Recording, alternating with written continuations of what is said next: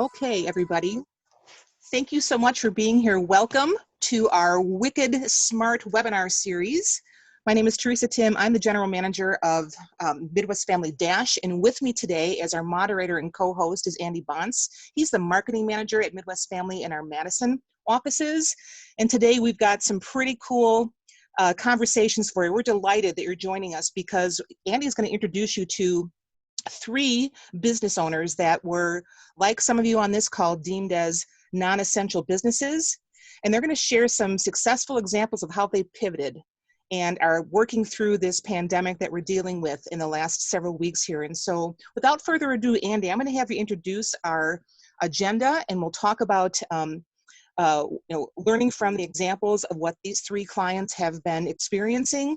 At the end of the conversations with our 3 clients, then we will have some time for Q&A. So if you have any questions, I'll be moderating our chat room. Feel free to write down or send me your questions, and we'll save some time at the end to try to get those answered for you in real time. At the end of this webinar, we will record it. And when it's all said and done, we'll send you the links to the PowerPoint and the recording when we have it buffered for you. So Andy, you've got the floor. Thank you, TK. Thank you everyone for being here today. It's a pleasure being able to bring these 3 business owners and help them share some of their journey over the past month or so and some of the things that they did to adapt. I've talked to each of them and kind of learned some of their stories, and it's pretty interesting and also really exciting to see how fast and creative people can be when faced with challenge. So I'm excited to introduce our 3 speakers. The first one we'll be starting with How do I get this? Ladies and gentlemen, if you're not muted, please mute yourself. I don't want to be seen. Want to be muting yourself, please. Yeah, so we have Jared here. He's the owner of Functional Integrated Training here in Fitchburg.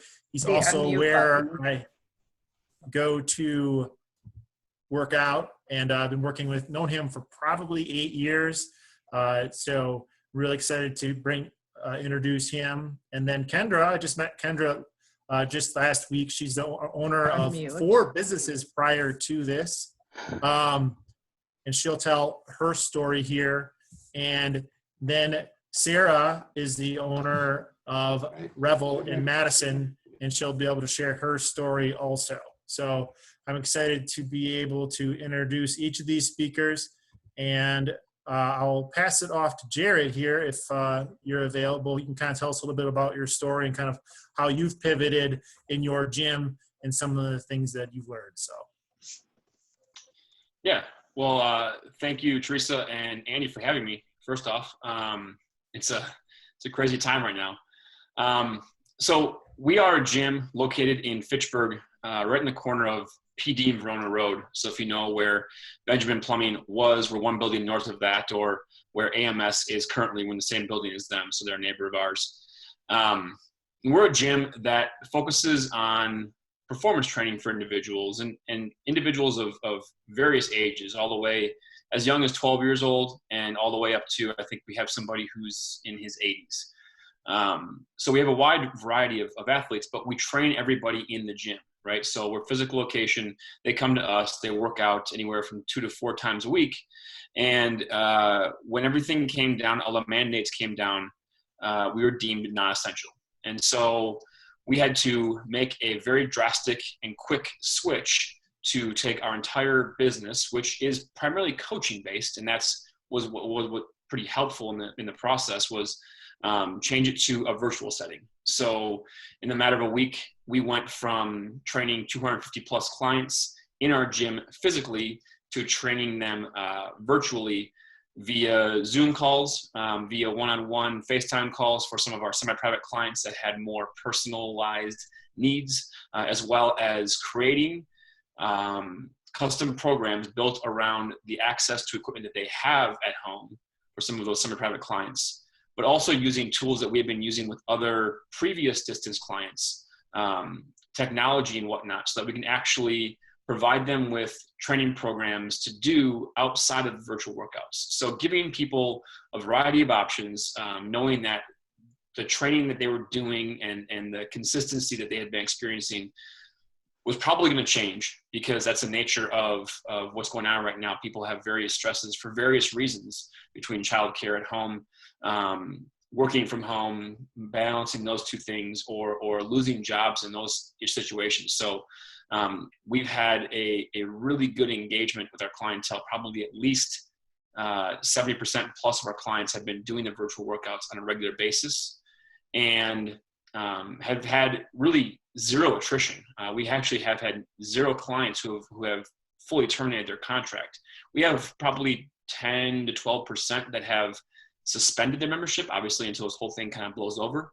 But even those people, we are providing our services still as if they're a client of ours. We have no qualms in doing that, because we know that when this is all said and done, we look at this as one, an opportunity to really develop stronger, more meaningful relationships with our individuals, but also an opportunity to when this thing is all said and done, like, we're going to be this community that we already had that was strong, that's going to be even stronger, because we survived this together. We came out the other side, maybe a little battered, maybe a little bruised, but better together. And our one of our taglines is, "We are fit strong." And we found that saying "we are fit strong" has been no more relevant than in these last couple of weeks. So when you went through all these changes and things like that, what were some tools and resources that you had to move quick on or implement fast to help facilitate this change? So I mean, the first one was getting my staff up to speed on, we have a full setup where we have one coach at the gym doing our virtual training sessions, one coach at home. So creating an entire system of how to structure a workout where this person's doing this, they're demoing, this person's at home, they're the one kind of producing the workout. And then getting all of our clients educated on how to use Zoom. A lot of people going into this had no idea how to use Zoom. The ever-changing security issues with things. And so a lot of the communication has been from things we already use. So, email marketing or email messaging. We have a texting software that we use. Facebook has been huge for us, as well as Instagram. But then also to just literally picking up the phone and calling our clients. That's been from day one that we closed our doors. And we closed them early. We closed them on March 16th. Our objective the first week was to call every single person on our list and say, "Hey, how you doing? What do you need? And here's what we're doing. So if you have any questions on this or issues with technology, just let us know. We're happy to help." Yeah, I think that was really important, because being a client of yours, getting that phone call from my trainer and that human interaction, especially with going through what we've gone through and social distancing, obviously, and isolation, and that, to be able to have that human connection that wasn't through technology or an email, to help just maintain that relationship, but also strengthen it, like you mentioned, again, going forward. So now, looking back 2 weeks, the last 3 weeks, would you have changed how you did anything, or have any advice for people that maybe not, because we have business owners all across the Midwest on this call of all different types of businesses. So do you have any advice that you could share to them based on what you did? I think there's kind of 2 points I want to make here. And the first one, we closed our doors before it was mandated. It was one of those things where, you're a business owner and I own the 100% of the business. So the decision ultimately comes down to me, and consequences, positive and negative, fall on me. And did it on Sunday night. And it was a process. I went through it all day long, back and forth in my head. And Monday morning I woke up and I had colleagues in other states that had not closed. And I regretted it at that point. And then by Tuesday, pretty much every gym locally in the Madison area, at least, had closed their doors. And so it was kind of one of those things where we made the right decision to close early. Our clients had an appreciation for that, like that we respect their safety and their health. And so I think if you're hemming and hawing on that right now, to just make the decision and stick to it, whatever that is for you. It might be different for you, but make that decision and stick with it, because I think in the long run, when you are decisive like that, that's what leadership really is making the critical decisions, the critical times. and sticking by them, you know.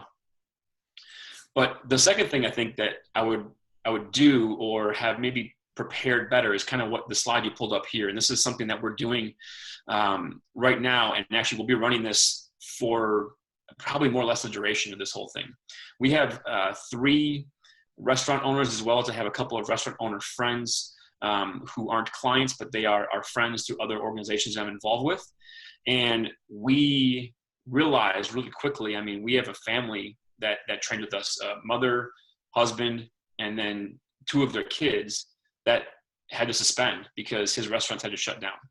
And we wanted to find a way to give back. We aren't a big, huge business with just money to just throw at charities and that kind of thing. And we're not essential, right? So we're trying to just make it and scrape by, also trying to keep my entire staff together and the cohesion going.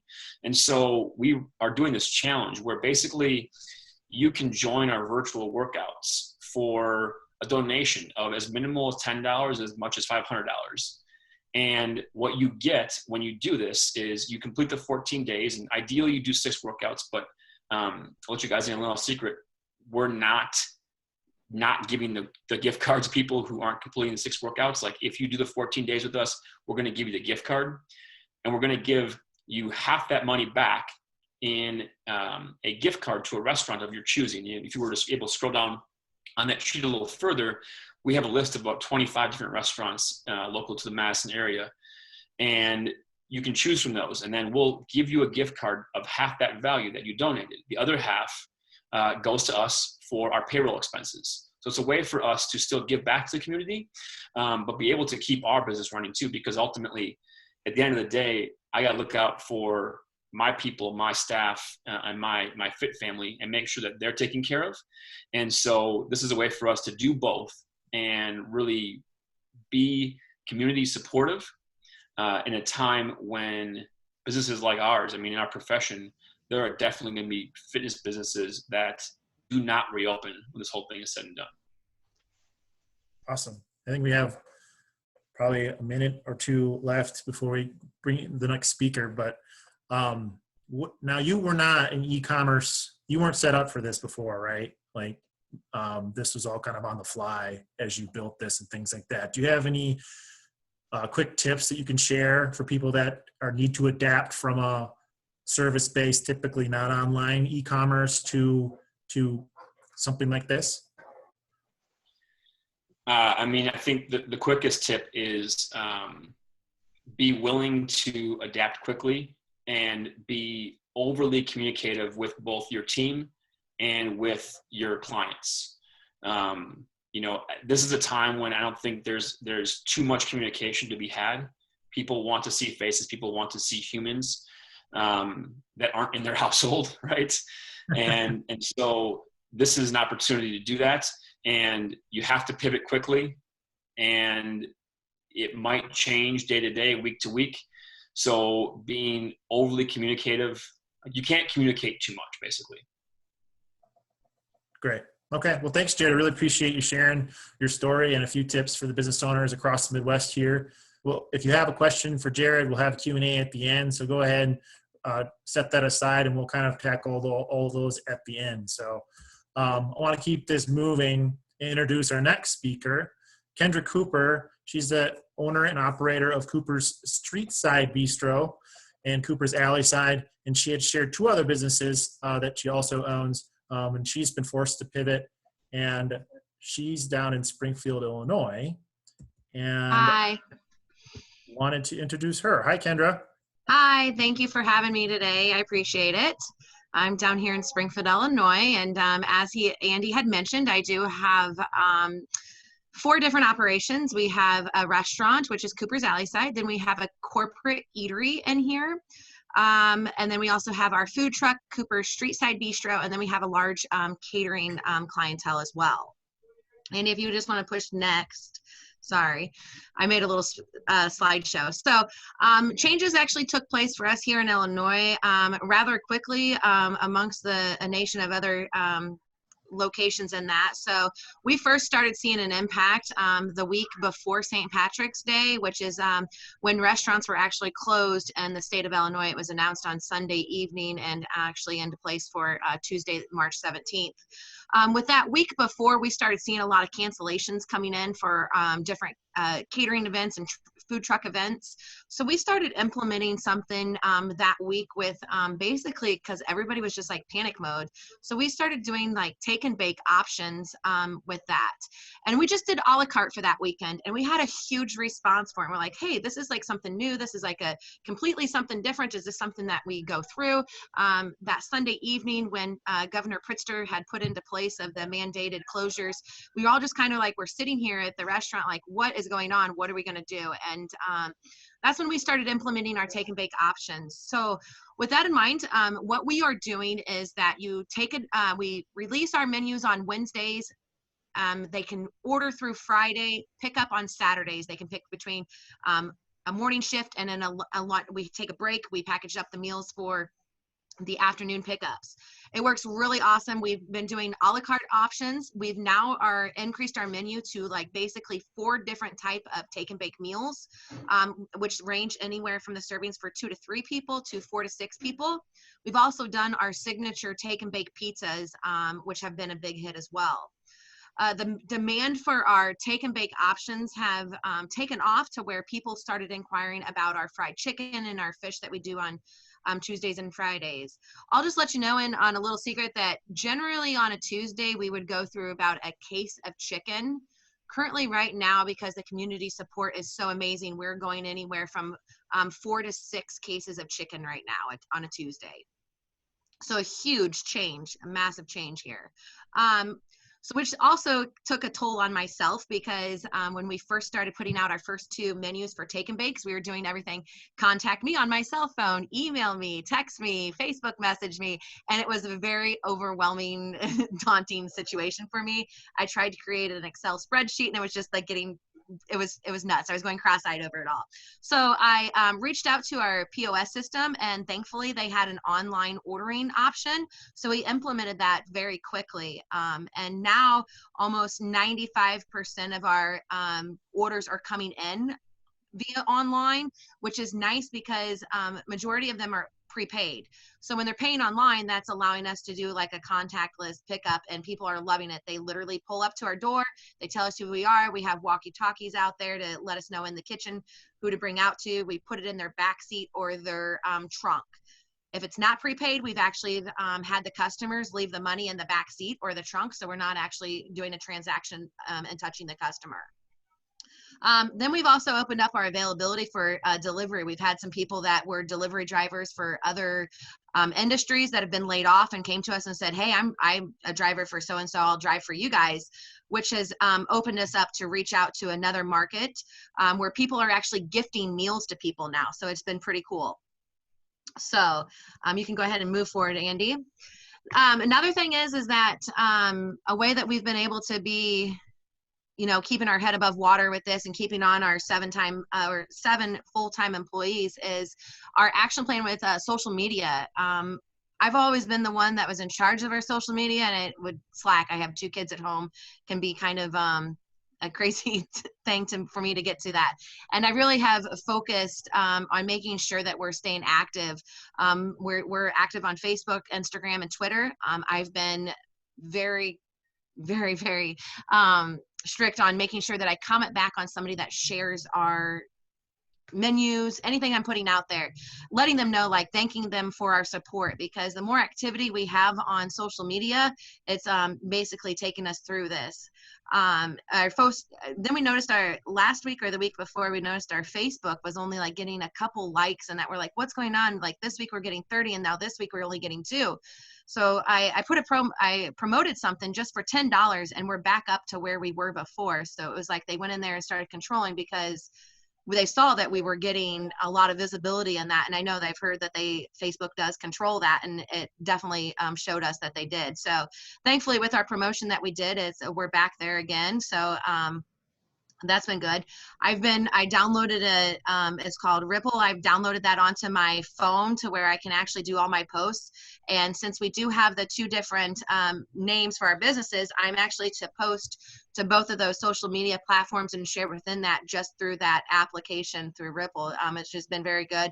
I paid the minimum fee for the app, and it's been very good to help me out with that. We've also teamed up with other small businesses that are sharing our posts. We're getting ready to announce with another company some different giveaways.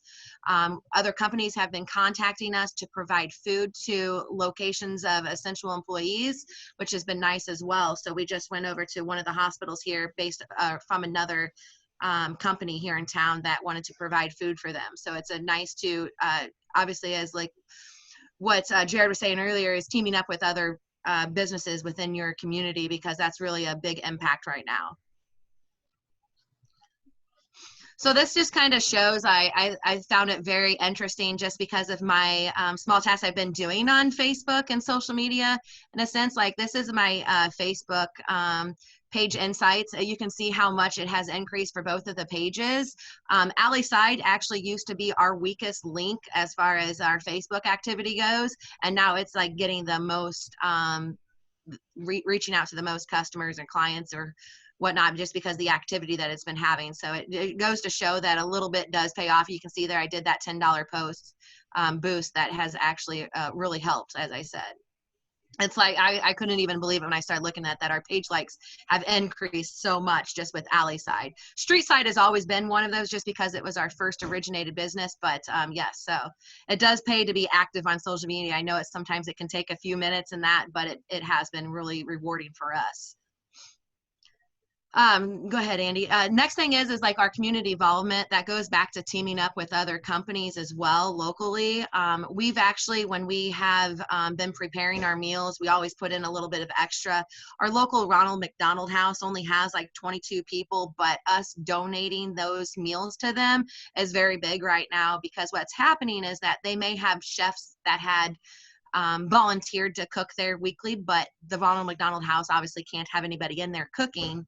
So therefore, now those companies that had been setting up to cook are actually reaching out to us to provide food for them, since we had been starting off with donating them. And like I said, it was just a couple meals that or so for us to, but it's being out there in the local community and showing that you're actively supporting too, trying to fight through this all together.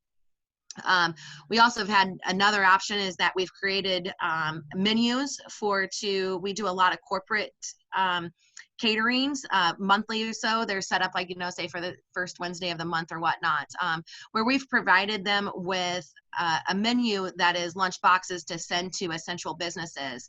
And all of them have actually got on board of that. So instead of us coming in there and doing caterings for them, that they're sending it to the essential businesses. I'm actually getting ready to do a delivery next week at basically 90 miles away for one of those corporations to send to another hospital location. So, I mean, just keeping within your network of your community support too has been really big for us.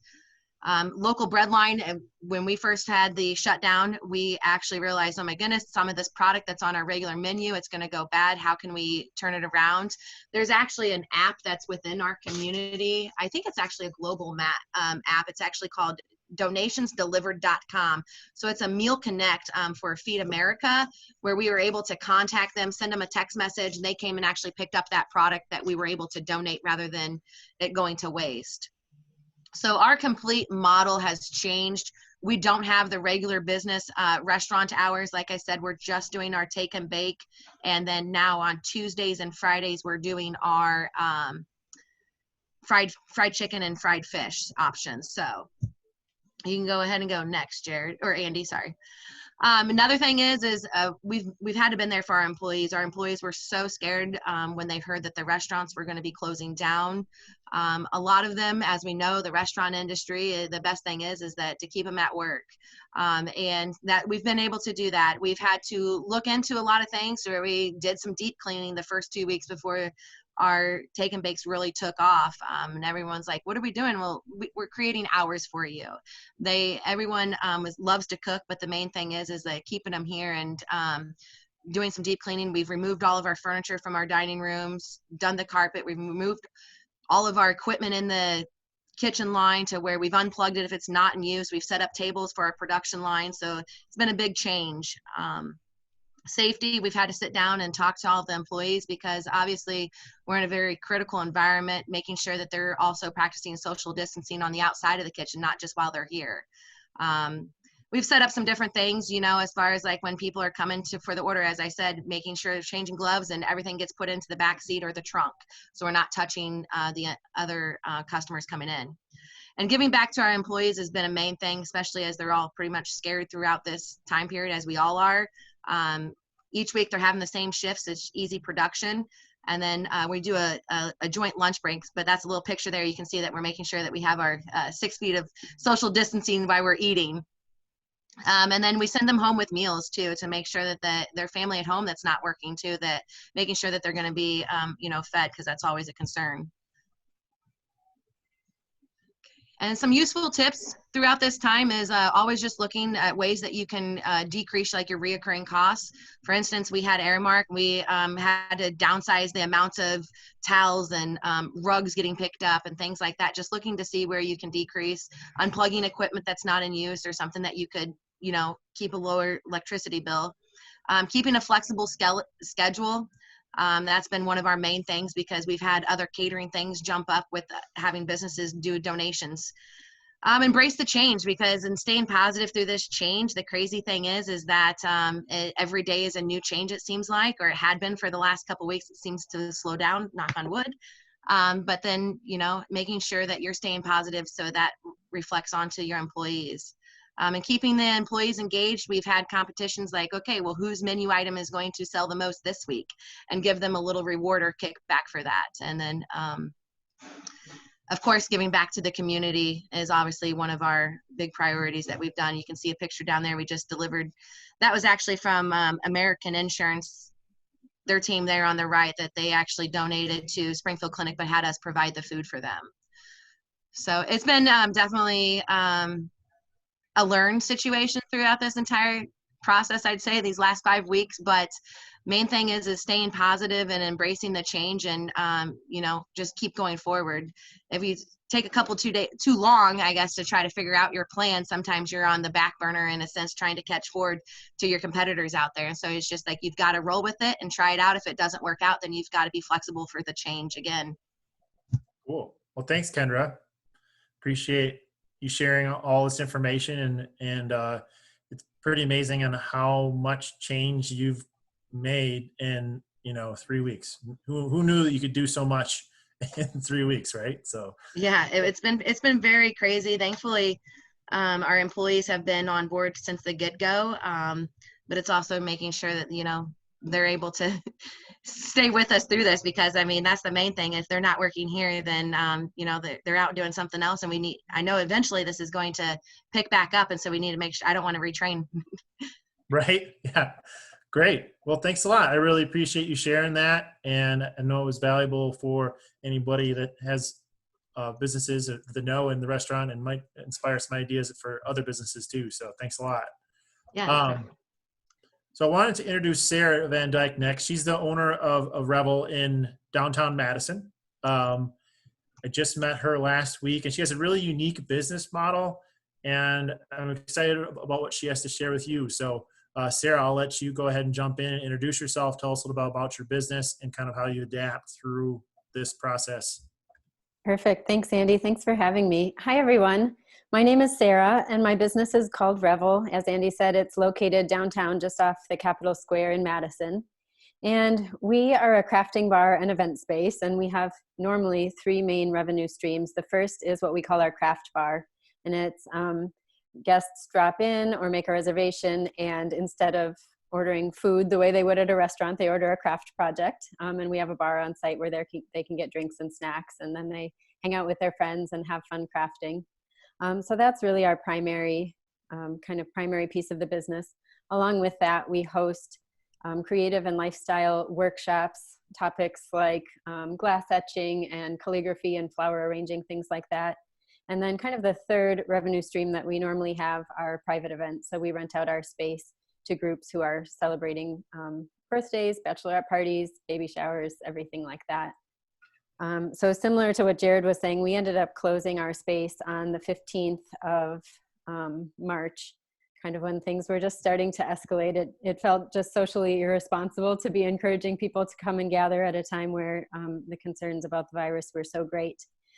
And we pivoted immediately into offering DIY craft kits. So this is something that we had set up a couple of holiday seasons ago, with the idea being that guests could purchase a kit with all of the supplies and instructions they needed to create some of our favorite projects from home. And so we had a little bit of the infrastructure in place to do this, but we kind of started ramping up immediately. In the last couple of weeks, I just tallied, we've sold just over 500 kits. And to give you some context, I think in our last holiday season, we were happy that we sold 40. So it was really a challenge for our team to flip our space, turn it into really kind of a packing and shipping facility. And initially, before the stay-at-home orders came down, we were offering free local delivery, which, as you can imagine, for that many kits was really an undertaking for our team. So it was maybe almost a blessing in disguise when that order came down and we moved to just shipping the kits for a flat rate. Some of the ways that we got the word out about this change, obviously social media is huge for us. We have a really nice following there. And so we were able to get some nice traction from our current followers. We also had a lot of group reservations cancel. As you can imagine, we had to reach out to some of those groups. Some of them reached out to us proactively to cancel their reservations that they had coming up on our calendar. And so when they did that, we would process their refunds, of course, and then say, oh, well, if you still want to have some crafting fun, check out the link for our DIY kits. So we got some traction that way. Another thing that I think both Jared and Kendra mentioned is just the partnership piece. And so we've always been a very social business, working a lot with other instructors and other local businesses to provide things to our guests. And in this case, we've started to reach out. We found some really interesting partnership models. A couple examples, we've reached out to some, not residence halls, apartment buildings, so property management groups who are used to holding social events monthly for their residents, but obviously now can't do that. And so we've been partnering with them to offer some of these kits. We'll drop them off at the residence place for the residents to pick up. And then some of them are going so far as to host Zoom meetings, kind of a social happy hour, where one of our staff members will join in with the residents just to chat and be available to guide them through the project if needed. But we thought that was kind of neat, and I think it has the potential to be something we can scale over the next couple of weeks after these first few that we do. Some other partnerships, we've been talking with a few nonprofits in town. Spring is a big timeline or a time that a lot of nonprofits do their fundraising events, and a lot of those have been canceled. So they are looking for ways to still engage their community and their donors. And so one thing that we've set up with a local nonprofit called the Wisconsin Youth Company, they are sending out links to our kits to their donors and families. And any kit that gets purchased with a certain code that they're providing, we then give back 20% to their organization. So that was something that they approached us about. We hadn't really been thinking in those terms, but really a no-brainer, like why not support the community and also help sustain ourselves during this time. Let's see. Some of the challenges that we've worked into, as I mentioned, just with the volume of kits, just getting our supply chain set up, and a lot of the businesses that we typically look to for getting our supplies are experiencing delays or shortages themselves. So that's just been something we've had to get creative with, kind of how we package the kits and what we package in them to get them out the door. And then Kendra was talking about staffing, like obviously that's huge for us as well, as continuing to engage our team.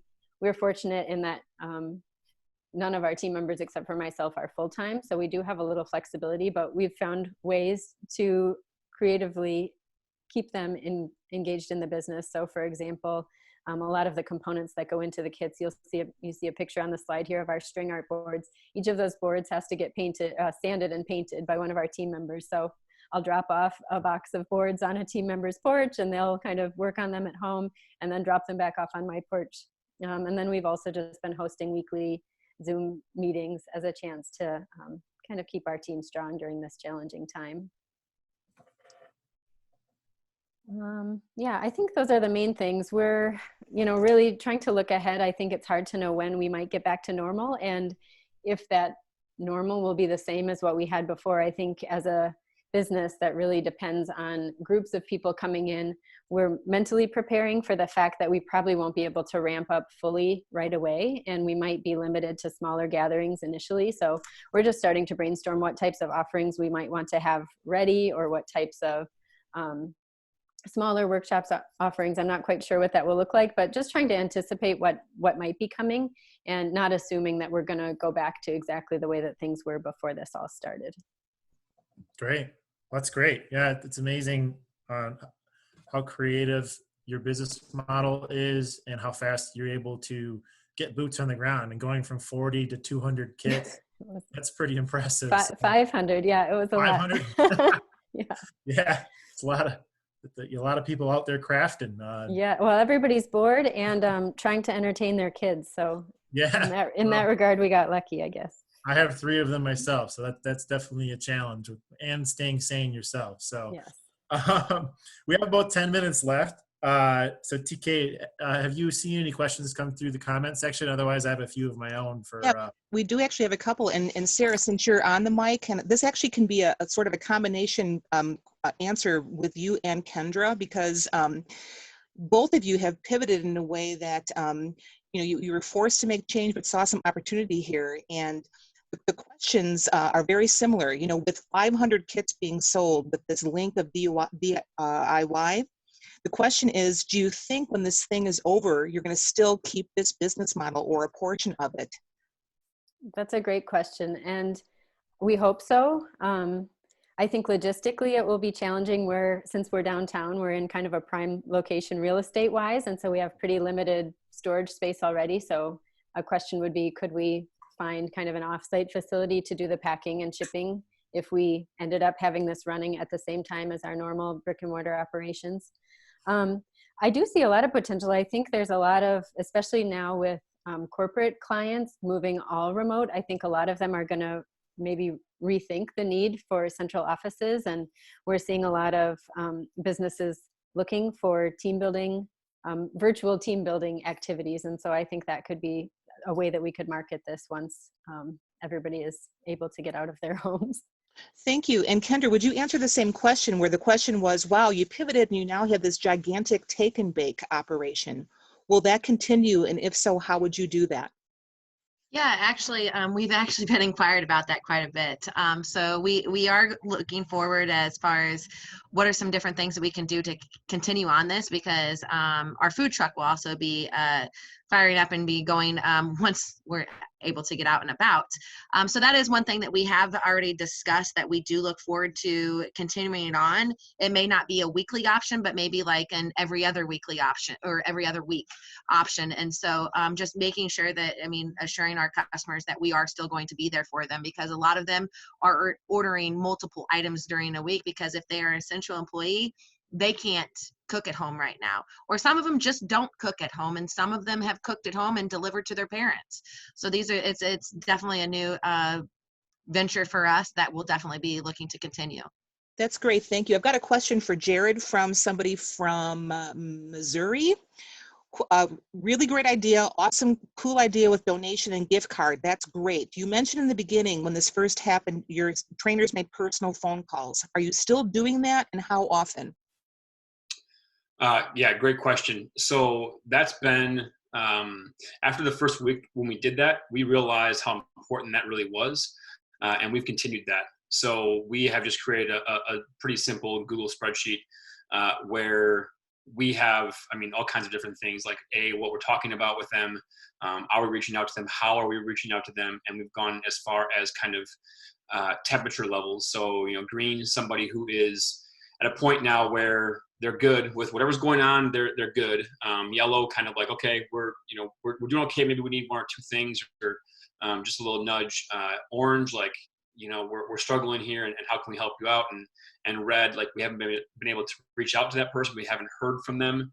Maybe haven't heard from them in a while, that kind of thing. And so grading those things, because with 7 employees, 4 of which are full-time, I want them to have things to do. We were able to maintain payroll as is this last month from March to April.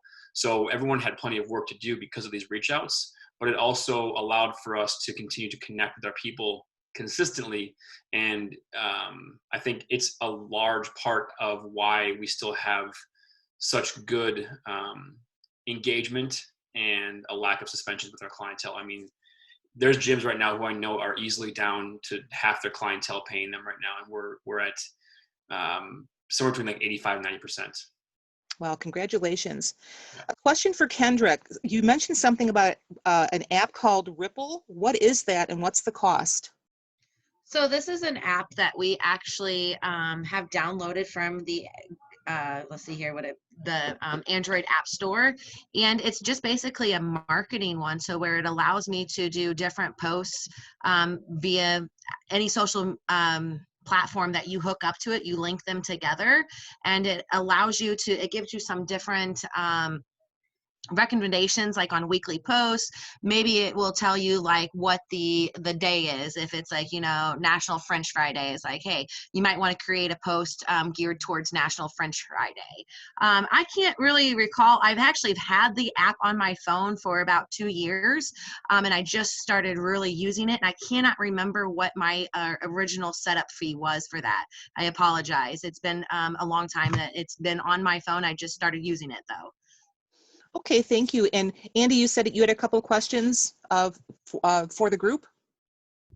I was just, it seems like you guys all had common trends in sharing, mentioning social media. I know Jared, you mentioned email. Now some, you know, if you, as you guys look forward or giving some advice, people maybe it feels like they're a little bit behind on social media or email, would you recommend one particular social channel that you've seen the most benefit from? Because it's, I think, Kendra, you had mentioned that Facebook kind of has a pay-to-play model. You all, I think, mentioned Instagram. I know Jared had mentioned Instagram, and Kendra did too. I'm sure Kendra on there too, so I'm curious on that.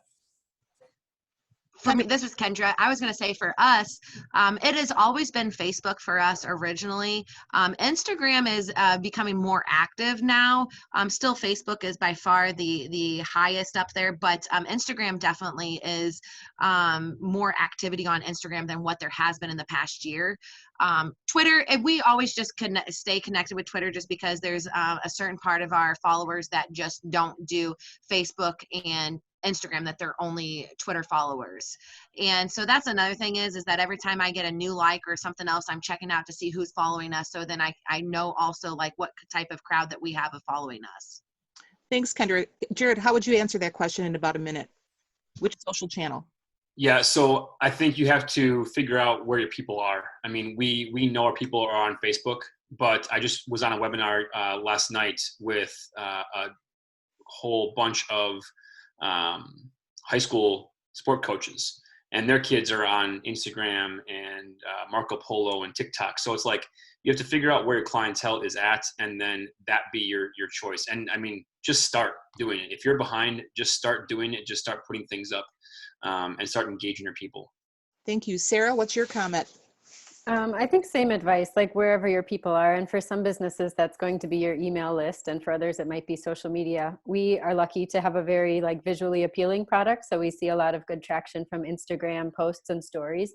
But we've also found that when we're posting events, that Facebook is really where people are at. And I've heard and seen some really creative, almost like QVC style boutiques, different brick and mortar shops doing live events on Facebook where they're, you know, doing a little tour of their shop or actually putting items up for sale that way, which is something that we've thought about trying as well.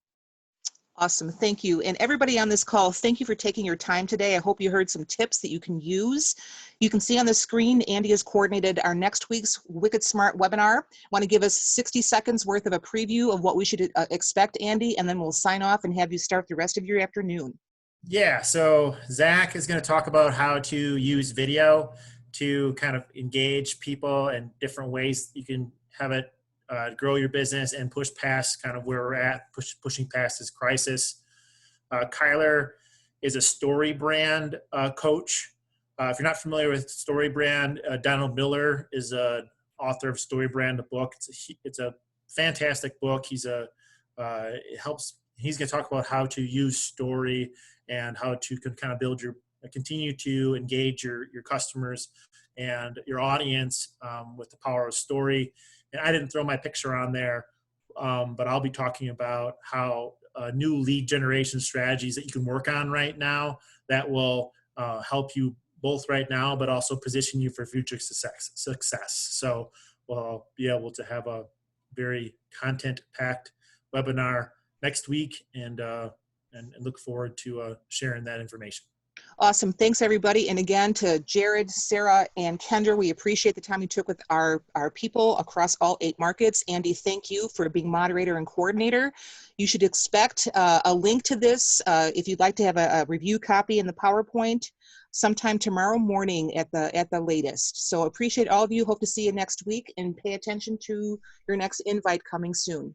Thanks, everybody. Have a great day. Thank you. Thank you.